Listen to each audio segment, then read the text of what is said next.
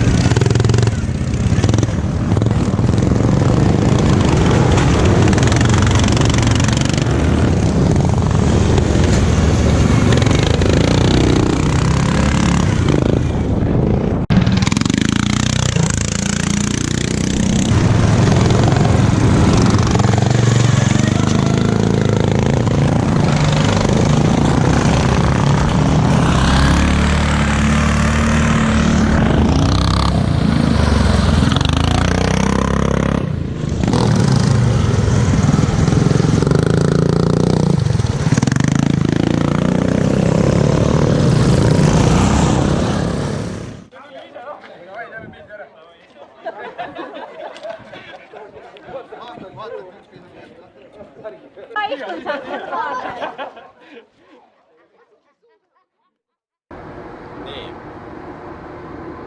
võistlus läbi, sõidame tagasi. Mehaanik on väsinud.